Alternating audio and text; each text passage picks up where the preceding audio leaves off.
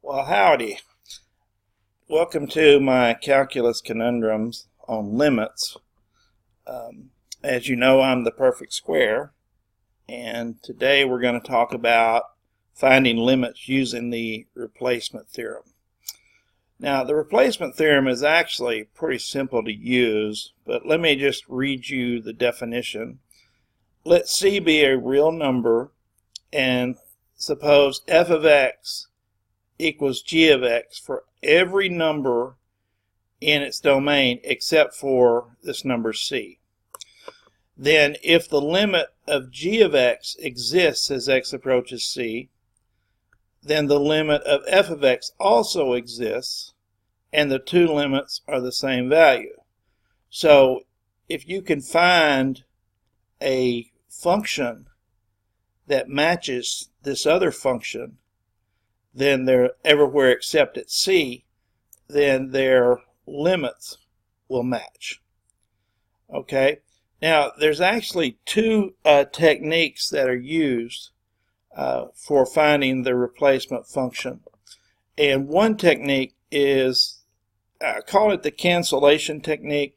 You might call it the factoring and cancel technique. So you might want to say factoring. Let me add that to it. So we'll call it the factor and cancel technique as well. Okay, so we're going to use this when you get 0 over 0 in a rational function. That's the most common use of this technique. So what we'll do is we'll attempt to factor the numerator and denominator, and then we're going to cancel any common factors. Okay, so let me just give you an example of this. I caught a typo here. I had a plus here that should be minus. So anyway, let's suppose that you have this limit. Let's say you want to find the limit of x squared minus 4 over x plus 2. Well, if you evaluate this at x equal negative 2, you'll get 4 minus 4 on top, which is 0, and you'll get negative 2 plus 2 on bottom, which is 0. So you'll get this form here, 0 over 0, which is the indeterminate form. So what we're going to do here, since we can't evaluate this directly, we're going to factor and cancel. So let me factor x squared minus 4 here. So notice I'm going to factor. So I've got my limit. Make sure you carry this limit notation with you. There is a way to avoid this, but I'll talk about that in a minute. So I can rewrite this limit as the limit as x approaches negative 2. And if I factor the numerator, I'll get x minus 2 times x plus 2 all over x plus 2. Now we know that x plus 2 over x plus 2 is actually 1. In all cases, x plus 2 over x plus 2 is 1. Except for one case. There's one case when a number divided by itself is not 1, and that's if that number equals 0. So let me just talk about that for just a minute. When would x plus 2 equal 0? The only time x plus 2 would equal 0 is if x equals negative 2. But with limits, with this limit, x does not equal negative 2. It just gets infinitely close to negative 2. So therefore, I don't have a problem canceling x plus 2 over x plus 2 because that's going to equal 1 since x never equals negative 2. It just approaches it. So I can cancel these two. And now I get this limit, the limit of x minus 2 as x approaches negative 2. And this I can evaluate directly as minus 2 minus 2 equals negative 4. So that limit would equal negative 4. Now let me show you a graphical representation of these two functions. We'll start with, I'll show you this function first, and then I'll show you the replacement function x minus 2. And then I think it'll make sense why you're allowed to do this. Okay, so see this black function right here? That is the function that we were dealing with, x squared minus 4 over x plus 2. So that's that function. But now take a look at this function. y equals x minus 2. Now I haven't put it on there yet, but watch what happens when I turn it on.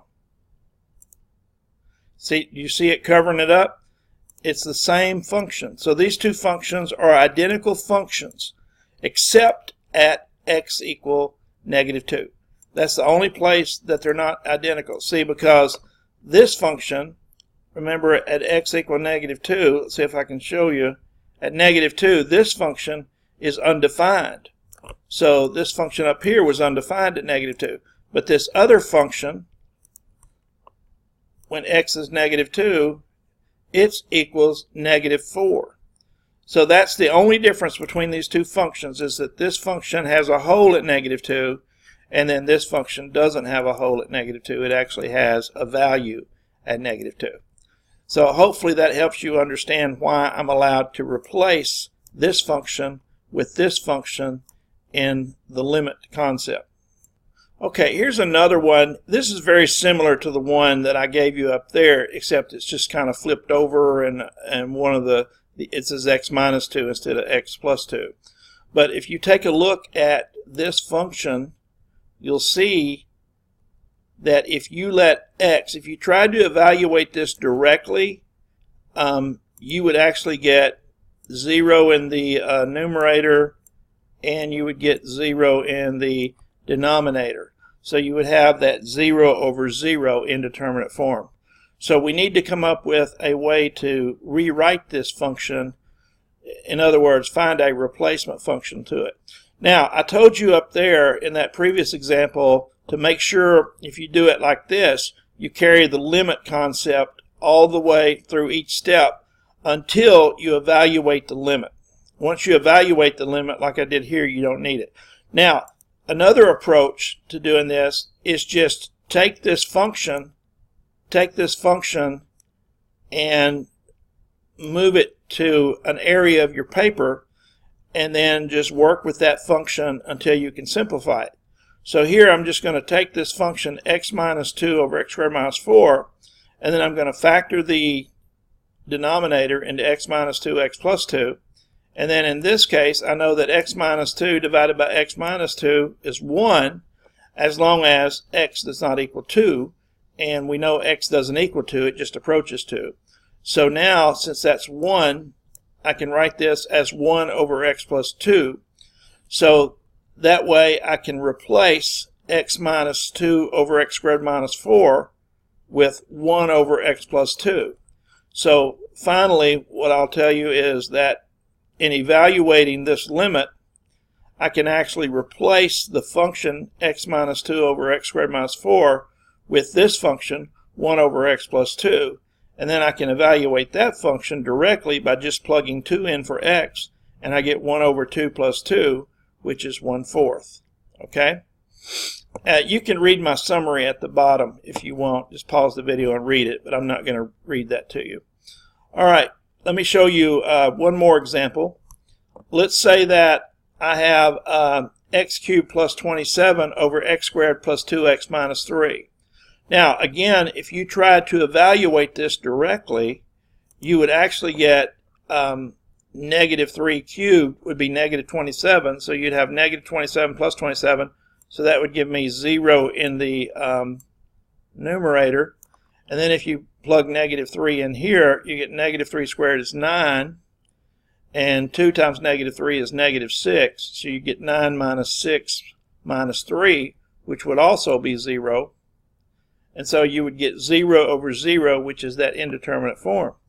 So what I'm going to do is I'm going to go ahead and see if I can replace this function with another function. All right, now you can go on the internet and just search for how to factor sum of cubes. This is the sum of perfect cubes. So I have x cubed plus 27, and so that's like x cubed plus 3 cubed. Now, I'm not going to go into how this factors. You can review that on your own. But x cubed plus 27 actually factors into x plus 3 times x squared minus 3x plus 9. And then on the denominator, you can factor this x squared plus 2x minus 3 as x plus 3 times x minus 1. And now that we've factored, we can look for something to cancel, and I can cancel the x plus 3. And now all I have left is the trinomial on top, x squared minus 3x plus 9, and then the binomial on bottom, x minus 1. So I'm going to replace this function with this function, and so when I go to the limit of my original function as x approaches negative 3 equals the limit of this function as x approaches negative 3. And so now I can evaluate this function directly. Negative 3 squared is 9, negative 3 times negative 3 is 9, and then plus 9, so I have 9 plus 9 plus 9, which is 27, and then on the bottom I have negative 3 minus 1, which is negative 4, so I have 27 divided by negative 4, which is the same as negative 27 over 4.